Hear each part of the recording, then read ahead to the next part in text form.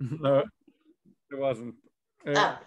We did start speaking about acquiring zeal and how one's outer actions affect one's inner feelings, right? We did definitely have that conversation, but which is interesting because he put that in the last chapter. So you're making a good point. Why is that in the last chapter when it was really about acquiring it? But maybe because that was automatic. He didn't put it here. These are things that you can do consciously to try and acquire zeal. Okay, alacrity, zrizut, do things with zest. Okay. The means through which zeal is acquired are the same ones through which watchfulness is acquired, and their levels are likewise similar as I wrote earlier. Okay, this is your test, folks. What's pish push and what's mishmush? Come on. I remember we discussed it. You can't forget pish push and mishmush. I forgot. Right? So, as he said in watchfulness, excuse me, pish push and mishmush is thinking about your behavior, right? It's stopping to think, sometimes before an action and sometimes during an action, right? We should be thinking about our behavior. And if you're sitting there on the couch and you really should get up, well, then you need to do a little bit of thinking. What am I doing already, right? You need to do a little pish push and mishmush. And then he said a good thing to do is before you go to sleep each night is to ask yourself, right? How was my day? How did I do in this character trait? Now, the Balei Mussar, after Rav Yisrael Salanta came along, there became a movement of people working on these things. They developed some very interesting methodologies. One of them being that you don't work on everything at the same time. Because if you try to perfect yourself in one day, you're going to for sure become a meshugana, right? So you can't work on everything all the time. So they used to take a month or a few weeks for each character trait and say, okay, let's work on, this will be the month for zeal. It's actually a good month because we just had Pesach, right? And then next month you say, okay, we'll work on something else. And you hope that every time you work on it, a little bit stays, right? So it's like gym, right? You can't go into the gym on the first day and work out everything. And, you know, you start with this, you start with that, you build up these muscles, then those muscles, and eventually you become strong. Okay, so pish push and mishmush, we must think about our actions, and that will make an impression on us. That will make an impression on us. Number two, he says, when a person comes to realize as truth the great value of the mitzvot and the greatness of their obligation, their heart will certainly be awakened to the service of God, and they will not be lax in it. So one of the ways, right? One of the ways of embracing, but also developing one's zest for the mitzvot is appreciating the mitzvot, right?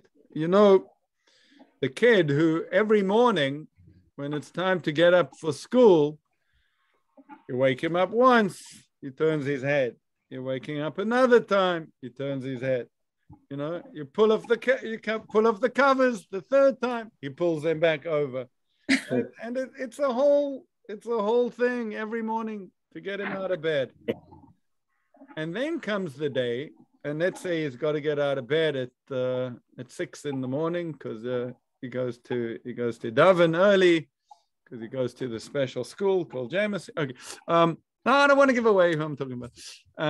And then, comes the day when you're going on vacation and you've got an early flight and everyone's got to be up at 6. Well, guess who's the first one up, right? Telling everyone else to get up. This little kid. And you ask yourself, well, there's a beautiful book we have. His name's Levine. I forget his first name, but he's a real educator, I think a child psychologist. And he wrote a book called There's No Such Thing as a Lazy Child. There's no such thing as a lazy child. There are children that are not motivated. There are children that haven't found what interests them or that what we're trying to give them is of interest. But there's no such thing as someone that all they want to do all day long is sit on the couch and do nothing. So that's what says the Mesilat Yesharim, that's what we got to do for ourselves as well. Now, once upon a time, I thought about something, and I came up with this conclusion. Our values determine our desires, which determine our choices, which determine our behavior. So, when we think about who are we and what drives us, we often think about, we start looking at our behavior and then we think, okay, so why we are choosing, most of the time we're choosing to do what we do. And then we start to realize it's because we want to do that, right? We want to do what we do. Most of us are extremely free. We have a lot of choices, free choice that we can make. No one's forcing us. So what's really driving us? What's pulling us? Our desires. But then most of us stop there. Really, behind our desires are our values. Right? When you come to recognize as true, either from inside or something occurs to you in your life as truth, and people call this an epiphany. And an epiphany means I came to the realization of something which, and most of the time those epiphanies are really within us. There's something something clicks within when you realize that something is true. So our values are really, it's important. It's important to stop and think, what are our values? I know with Uri and I don't know about no one else on this call, but we studied, not all of them, but something which was written, later recorded by Rav Noach Weinberg. Rav Noach Weinberg was the founder of Eish HaTorah. Eish, it's called Eish.com. He is well known in Baltimore because his brother, Rav Yaakov Weinberg, was the Rosh HaYeshiva, the head of Nea Israel. And he actually, Rav Noach used to call his brother his Rebbe. He used to say, that's my, when I need a Rebbe, that's where I go. Why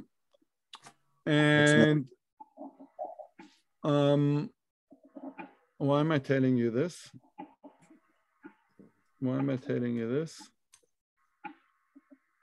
You and Uri were studying Rav Noach Weinberg and the 48 Ways. He has something called the 48 Ways. And yes, having your first senior mentor. No, not first at all. Thank you, Donna. Although we can't see you, your screen's still up in the heavens. Can you see us if we sit forward? A little bit, yeah. It's nice to know that you're there. I think you guys are playing like bridge while you'll Scrabble something. You don't want us to see it. No, we're absolutely concentrating on every word you say. Oh boy. Okay, that's pressure. Rabbi, I have a question. if we say our values determine our desires, we learn our values as we grow up. So who instills those values into us that will eventually determine the choices that we make? So usually, thank you. You know what? How did you know? That's what I wanted to say from Rav Weinberg. Must have been in the air. So it says Rabbi Weinberg, he liked to challenge people. He liked to challenge the status quo, to get people thinking. And his question to people was this: if you were, he didn't ask it in this exact way because this is topical, but if you were Russian, if you had grown up in Russia, do you think, and especially I'm going to say our age, because you do know that I would say 60 and above in Russia are behind Putin. The masses, it's hard to know because of the number one, the lack of information that they fed, and number two, if anyone speaks out, they rarely get it. They're like imprisoned and persecuted. But they, just anecdotally, you speak to older Russian people, and they think this Putin's onto something. They're quite supportive. Or, I don't know, you're in China, and you got Mao Zedong, or, all these crazy ideas that came about throughout history. And he says, would you be different?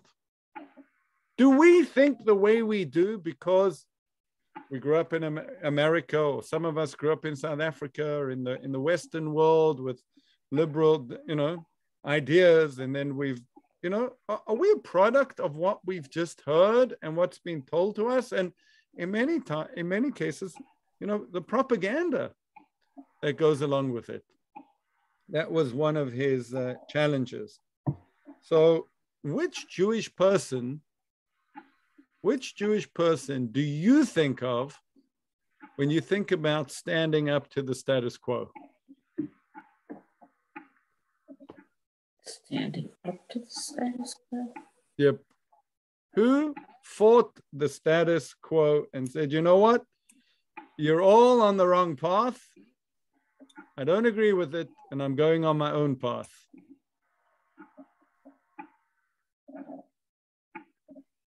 Besides Uri Avin. No, I mean, obviously Moshe, Herzl. I mean, okay. Abraham Joshua Heschel. Maybe. Someone much more fundamental, actually. And when you hear it, of course. Abraham, right? Ivri, he came from the other side of the river. He crossed the river. Abraham was the one who looked at his world and said, guys, you haven't found the truth, right? You think you have. You got these idols, but I know it doesn't make sense to me. And he was the one that kept on fighting, that kept on searching, and eventually, God says, Abraham.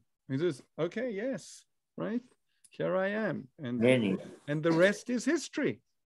So we have to, as Jewish, that's in our DNA. And if you think about it, Jews have always been either pioneers or great supporters of ideas and movements that challenge a status quo which needs to be challenged. Right? And sometimes even status quos that don't need to be challenged, right? A Jew, right, loves a mission, let's try it this way, let's do it that way. So, Norma, good question. Right? Where do we get our values from? I think 99% of all people get their values from how they grow up, right? The chances are that most people are just going to be the same. But to make a change and to say, hang on a second, maybe there's more, maybe there's something different, maybe that takes a lot of, what word would you give that? If my friend Avraham was here, what would he say? Chutzpah. Chutzpah, right? And determination. Determination, chutzpah, courage. Because everyone around you is going to say, what are you doing? Right? Don't, what's the English phrase? I don't know where it comes from. Don't something the apple cart. Upset. Rock the boat. Or don't rock the boat. Don't rock, upset yes, people. don't rock the boat, etc. Right? I know we had the bet, right? Baltimore is also famous for Johns Hopkins University. And we're reading, my wife who works there and my daughter who's going to study there. So it's becoming quite part of our life, this place. Just by the way, I just want to tell you that there's a God. And one of the ways I know is this following story.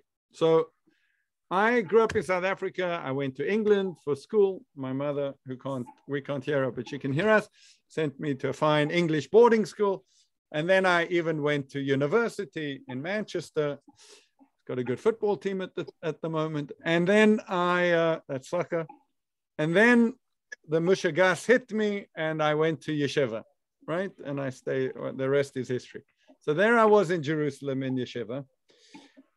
On the other side of the world, in Minsk, was this girl that grew up to this lovely Jewish family, not very religious, not very, well, let's not go there, Norma, not very observant, right? And eventually, she's very good. She's a scientist. She's a real scientist, and she goes to the University of Belarus, which is the best university in Belarus. It's quite a, I know it sounds to us ridiculous, but it's actually a very good university. And she started a master's in biology, which was actually a 5-year course. You went straight 5 years and you got your master's. Well, after 4 years, this guy Shalom Schwartz, right, lands up in Minsk. And he says, who wants a trip to Jerusalem? And it was just after Perestroika, whatever it was. And she was like, yeah, I'll go to Jerusalem. So after her 4th year, she goes to Jerusalem and she lands in the land of Israel. And she says to herself, I ain't going back. That's it. I'm home. I'm not going back to Russia. And her parents call her up and say, you're Meshugana. You got 1 more year till your master's. Are you crazy? No. Well, besides being a scientist, she was a little stubborn. No. So she was like, no, I'm staying. I'm not going back. And they shouted and screamed, but there was nothing they could do about her. So I think 4 years later, she met someone and I met someone, otherwise known as a shadchan. And they said, why don't you guys go out together? So I said to the shadchan, Russian, are you crazy? Give me a nice South African girl. Anyway, she tried with a few South African girls. That didn't work. So eventually she said, well, you know, that Russian girl, she's still looking. Said, okay, let's meet the Russian girl. Well, that was the end of the story. So I met the Russian girl. And then we lived in Israel and I was teaching and she started teaching in this place called Beit Ulpana, which was actually for younger Russian girls who had come to Israel. Actually, a lot of the Ukrainian contacts that she has to this day are those girls that she taught. And anyway, she went to Hebrew U, and it just to see if maybe she'd continue her biology, but nothing happened. And then we moved to South Africa, and I was a rabbi, and she was a rebbitzin for 3 years. Then we came to Baltimore, and in Baltimore we found a house, and we bought a house, and we're very nice neighbors, and our neighbors came to say hello and introduced. And our next door neighbor is a senior professor, pediatric, I think emergency pediatrician, Dr. Lou Roma. I don't know if any of you know him. Very special man. So at that stage, Shlomo was very young. But then, when he was 2 or 3, he could go to playgroup all day. And Yehudis was like, okay, what do I do now? So she knocked on the door next door and she said to Dr. Roma, do you, maybe you need someone to volunteer for you. So he was like, maybe, okay, let's look into it. You can come to the lab and volunteer. And she started to volunteer and he was like, whoa, she knows her stuff. Like she's got a good basis in biology, this girl, because she really does. She did. So she volunteered there for about a year and then got a little bit of a part-time job. And then he said to her one day, well, how about getting your degree? And she was like, okay, what do we do? He said, well, maybe you can finish it in Belarus. So she called up the University of Belarus and she said, I was a student there 14 years ago. 14 years ago, I was a student. And I want to complete my degree. And then, before they could say, what are you talking about? She said, and I'll do the work at Hopkins. So they were like, where? She was like, yeah, Johns Hopkins in Baltimore. They were like, well, yeah, tell us more. And that was, she did a year's, she did her thesis in Dr. Roma's lab. And she had to actually go back to Minsk. She flew back to Minsk for some tests. They were all oral examinations. And she got her bachelor's degree. She got her bachelor's degree. And then she got a real job with Dr. Roma. And then she's moved from, I think she's like in a 4th or 5th lab now. And she's doing cutting edge full gene sequencing at Johns Hopkins. So there you go. If you didn't believe, now you can believe. I'll give you all permission. And what about your daughter going to Hopkins? So, there is actually, so Tzipora is interesting because she did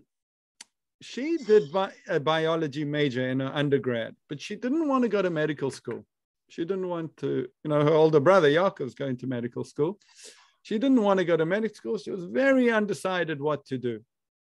And we went to South Africa for a wedding just before COVID started. We actually arrived back, I think, on the last flight before they started to make flight closures from South Africa. So we arrived back.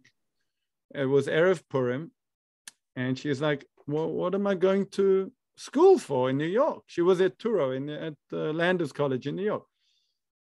So she said, I'm coming home. So she came home and she actually finished her degree. She finished her, I think she just had a few months left to finish her degree, and she got a bachelor's in June. And then she started to think about what she was going to do, which normally meant sleeping till about 12, in order that you can have a fresh mind, and I'm Mr. Productivity. So I'm climbing up the walls. Yehudis is saying, well, just give her time, right? And then, so in our little house over here, when we bought it, we had a garage. By the way, did you know the Schraders, Linda? Schrader, the Thai people? This is their house. We live in. I did. Oh, you know the Schraders? With him, yes. They were members of Beth Jacob. That's where we grew up. Oh, okay, fine. I mean, the funny thing is that Mrs. Schrader was a Kolka, right? Do you know that? I think you're right. And Richie Kolka is a 3rd or 4th cousin of ours. My mother's father's father, my mother's grandfather, Max Sonnenberg, used to come to Baltimore to visit, Fabian. No, yeah, Fabian's first wife. Okay. Bertha Kolka, who became Bertha Feinberg. Sure? This is called Jewish geography. Okay. We're having a lesson in Jewish geography. Bertha was, I think, a second cousin of my great-grandfather or whatever. So when we walked, we had found this house for sale, but then I remember Richie calling me up and saying, are you still looking for a house? Because I think I know one for you. I was like, oh, I might have found it. So anyway, at the back of our house, there was a garage. There was a garage. Really? And at that time, my in-laws had kind of moved from Minsk to America, and they were back and forth. And we said, you know what, let's just convert our garage into I call it a cottage. It's really a studio. So that's what we did. We put in a bathroom and plumbing, and there was actually electricity. And it's quite a nice studio. Well, turns out that Babushka moved in. Dedushka, my father-in-law, he was back and forth. He died all of a sudden. So Babushka lived here for like 4 years, amazing. But then she got very bored because there was no one, she was just with us. And she applied to live in Weinberg Woods. So she moved to Weinberg Woods, and she has more friends than we do. It's unbelievable. Everyone loves Galina. So we were stuck with our studio. So we kept it for guests or whatever, but it was, after a while, I was like, this is silly. Like, let's rent it out. So we've always had there are always young people in this community looking for people. They're here for school or whatever, looking for a place in the community. So we've always rented it out. So we had a student, actually a Hopkins student who was in public health, Sam Volkin. He actually was what's his name? Who's given billions of dollars to Hopkins? There's a scholar. Bloomberg. He's a Bloomberg scholar. Brilliant guy. And became very close to our family. And he called up Zipporah one day and said, I know in the community, they're looking for someone to maybe work on public health, on contact tracing. And, the county was going to hire someone. And, he knew about it, and he knew Zipporah was looking for something. So Zipporah was like, okay, I'll try it out. And she got the job. She got the job working for the county. And then she got promoted. She got promoted again. She got promoted again. She just kept on working up. And then we were like, okay, what do you want to do? And she's like, yeah, I think public health is good. So she applied, and Sam helped that. We had a lot of people help us with that, with her resume and application and everything. Uri, did you help on that? No, okay. She would have got the scholarship if you had helped, but so she got into Hopkins. So she has to finish. Actually, she can only start in January because in order to do a master's, you have to have 2 years work experience. You can't. They won't accept you with less. Wow. So that's Zipporah's story. And why am I talking about Hopkins? I will tell you why this happened. Because your values are your family. And I have never seen you go off on a tangent like this in all the years I've studied with you. Never, ever, ever. But when you talk about your wife and your daughter, you just can't help yourself. So that is a lesson to learn in values. Thank you, Linda. Yeah, there you go. It's true. Mm-hmm. So Johns Hopkins is a very, has been, right, a pioneer in medicine in many ways, right from the beginning. I'm sure Dr. Oskars, you could tell us many stories too. But, they really were very novel and challenged the status quo over and over again. And even to this day, the joke in the family is, if you're not well, the last place you want to go to is Hopkins, because they're going to do some weird experiment on you, trying out some new drug or new procedure that no one's ever tried before, because they're always challenging the status quo. So the first thing they were really revolutionary in that they made medicine and academic discipline. Before that, it was an apprenticeship, basically. If you wanted to be a doctor, you just go work with a doctor, and then you're a doctor. But they made it. That's true. This was the idea of a Civil War surgeon by the name of John Shaw Billings, who said that if you want to study medicine, you should have a strong background in biology and physics and chemistry, and that they were requirements to go to medical school, to have that kind of a background. And that was what was revolutionary about it. Wait, Linda, hold it. We can't. Well, you're too small on the screen. So Really, I wow. have my graduate degree from There Hopkins. you go. Okay, let's see. Hang on. Go on, Linda. Yeah, well. I have a master's in science from Hopkins. Wow. I thought it was in education. In education. Oh, okay. Masters of Science in Supervision and Administration of Education. And I went there for 5 years, forever. There you go. Okay.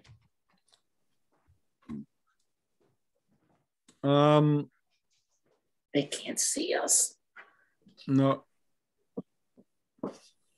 Okay, so good discussion. We have to think about our values. He speaks about, think about what God has done for you, right? Oh no, this was from the beginning, right? What's the value of a mitzvah?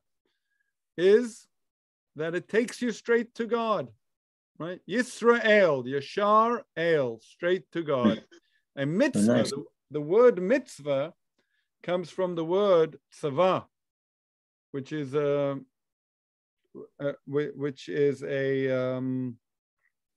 Command. a command, but it comes from the word tzava is a grouping, right? A tzevet is a group, and the idea is it's a connection, right? The idea of a mitzvah, it's a way to connect. It's a way, the Maharal of Prague says a beautiful idea. He said, really, we have 3 relationships. We relate to other people, we relate to God, and we relate to ourselves.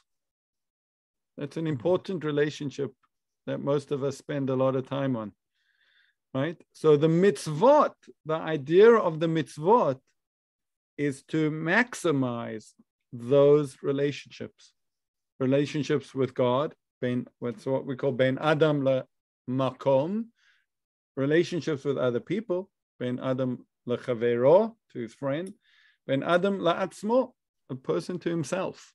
That's the whole idea of the mitzvot. So when a person realizes the value of mitzvot, well, you'll get excited, right? It's only when you don't realize the value. The rest of the chapter, because I want to finish it today, really deals with thinking about what God has done for you. He says, look at all the benefits that God has done for you from the time of your birth until this day, right? For the more that one looks into and contemplates these things, the more you will realize his enormous debt to God who bestows good upon him. And then he says, no one, right? No one, you can't really repay God. So at least you can give thanks, thank his name, and fulfill his commandments. And then he says, whatever your circumstances, poor or rich, healthy or ill, there's no person that cannot see the wonders and the great benefits, right? Because if you're rich and healthy, of course, thank God. But even if you're poor, right, you didn't die of hunger. And if you're sick, you're still here. So a person should think about those things and develop that relationship with God and know that the ways of thanking God, of doing his mitzvot, is a way of relating to that. And then he says, listen, there really are 3 levels.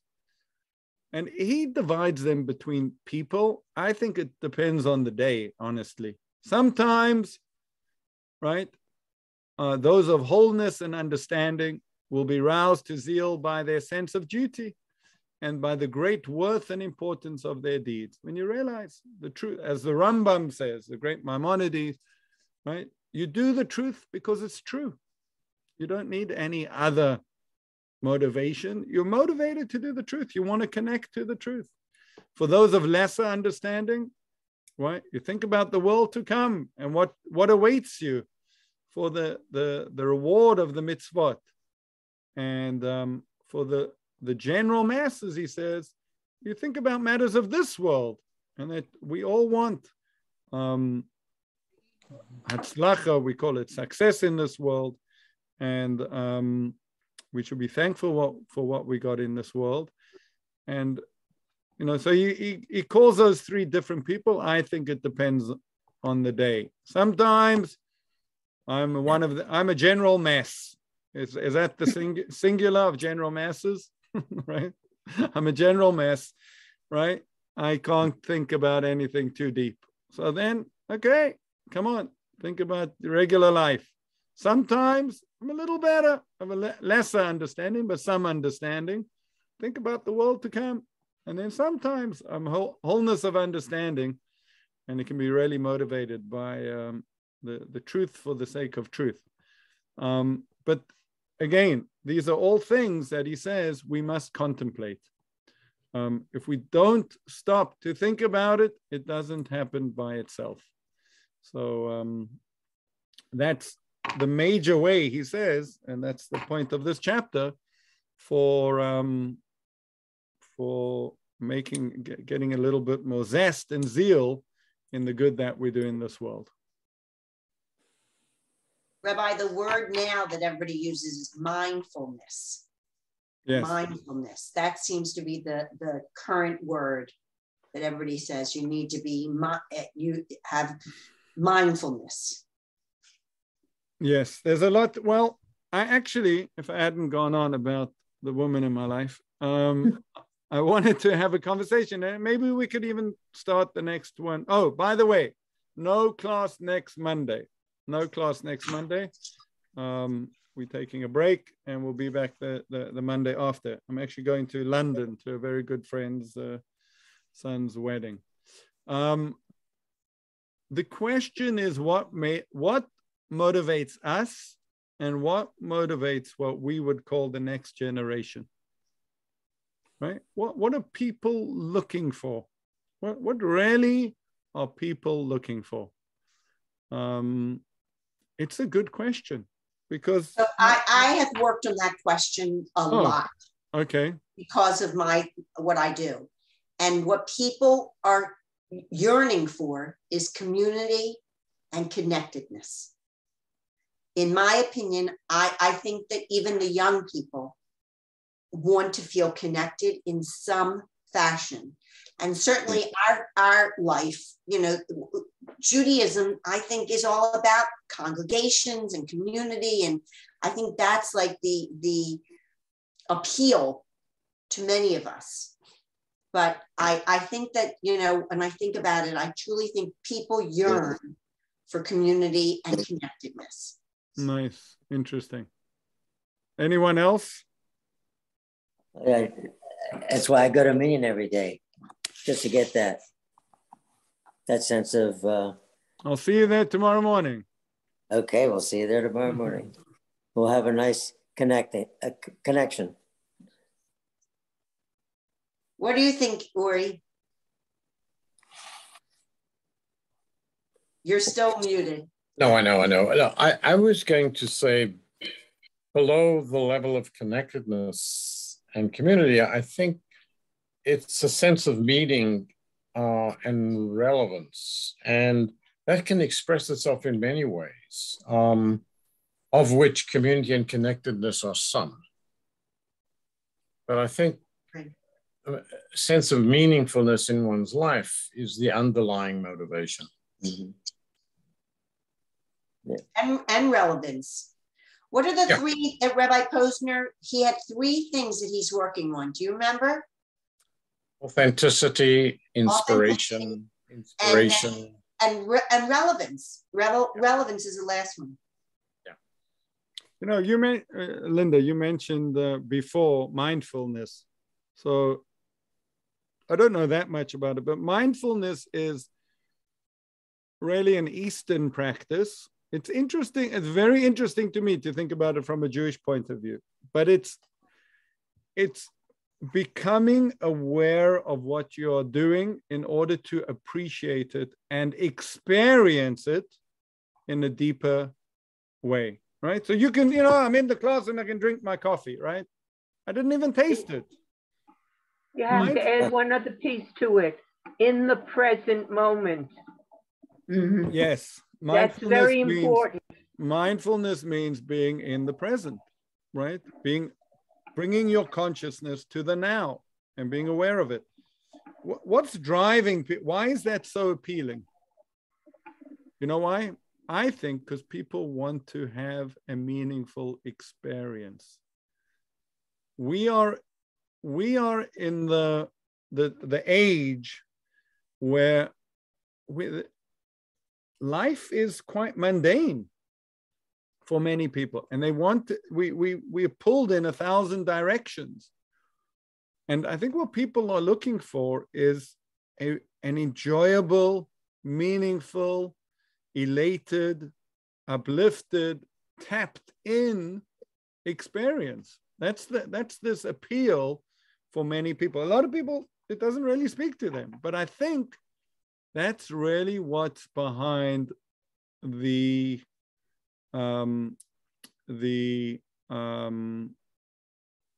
mindfulness. It also does a lot to settle one down and deal with the neurosis and fears and what does everyone suffer from? Anxiety, right? You're anxious about the future all the time. What's going to be, right? Forget the future. Think about now. Make sure your mind is here now. Rabbi. Yes, Audrey. I think being mindful and having mindful awareness for myself is a very important thing. And I hadn't thought of it until you said this, and I really appreciate that you did, as a way of greater appreciation for the divine, let's say, or for my relationship with God, because I do give that quite a bit of thought.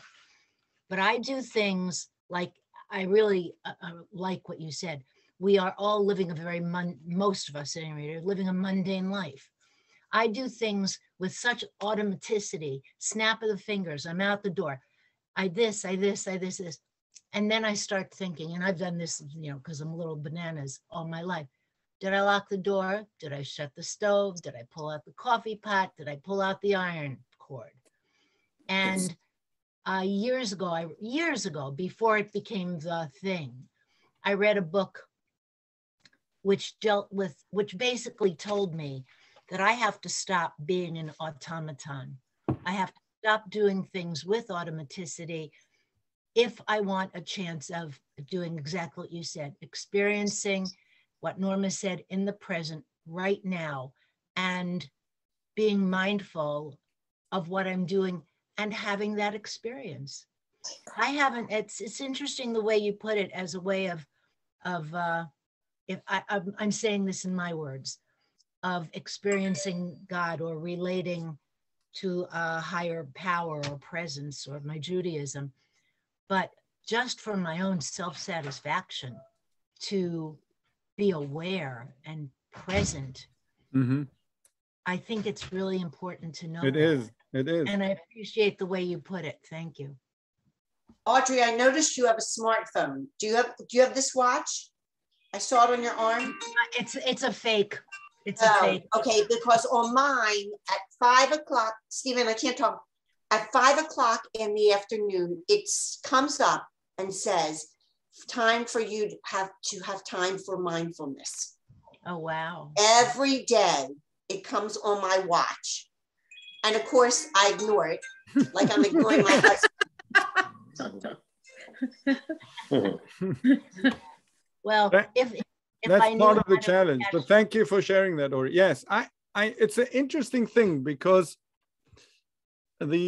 the reason I started thinking about this was one of my rabbis, I'm quite close to him as a mentor, you know, he said, listen, if the Dalai Lama would be invited to the University of Maryland, let's say, how many students would go to hear him? A lot. The Dalai Lama, you'd get the whole university there. I mean, you wouldn't be able to, you know, it would be unbelievable. Here's a start. Is there any rabbi in the world that we know of that could get more than 100 people? Yes. Yeah, Rabbi Lord Jonathan Sachs. Maybe, but he's not here anymore. Who else? Mitchell. Rabbi Wahlberg? Yeah. We'll try him out at the University of, right? I think that that Jewish religious leadership have focused way too much on the do's and the don'ts and the morals and the ethics than the experience. We are not a experienced focused religion so far. And I'm thinking, is that correct? Maybe we're missing something. And there's a Torah for every generation, right? We need to, I think, if we're going to capture the next generation, which is at more risk than any other Jewish generation in who knows when, right?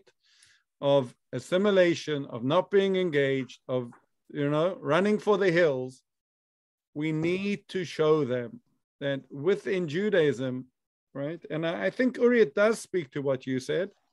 The meaning, because the meaning for them is experience. It's a meaningful experience. That's the whole, you lent me this book, Rabbi. Yeah, you need to give it back, Linda. I know, I'm sorry. I'm not very good at returning, but that's what she talks about. Oh, really? The entire time is experiences in her life. I mean, but we do share story after story after story, and that's what people remember. Yes, they do. So, we're good at the stories. I'll give us that much.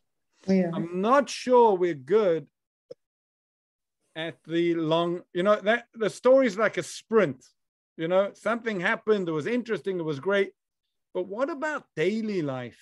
You know, daily life ain't such a great story. I woke up, I went, you know, I did the laundry, I cooked the dinner. No, you woke up and said, Moda Ani. Make that an experience for me and I'll join. Tell me that I woke up in Gan Eden. I woke up next to God. What does that feel like? Explain how to do that and everyone will come back. Maybe. God bless you all. Have a okay, remember next week? 2 weeks. No, After the wedding. I'll actually tell you, we get the wedding's on Sunday and we're flying on Monday through Amsterdam. Just happened to be the way the flight worked. And we're going to see the tulips. So I hope to see. Oh, great. Can I ask you a nosy question? Yes. And I just want to know if anybody else had this question. So Rabbi Nitzan, we know your name was Nicholas. What was Yehudas's name? Oh, Irina. Oh. Irina, yeah. Typical Russian. Did anybody else have that question? Nope. Good question. Okay. Fine. God bless you all. Thank you. Rabbi, your mother's trying to tell you something, so give her a call. She's going to call me. Yes. Okay. Safe travels, Rabbi. Thank you very much. Have a good week, everyone. Thank you. All Bye. good. Thank you. Bye. Thank you.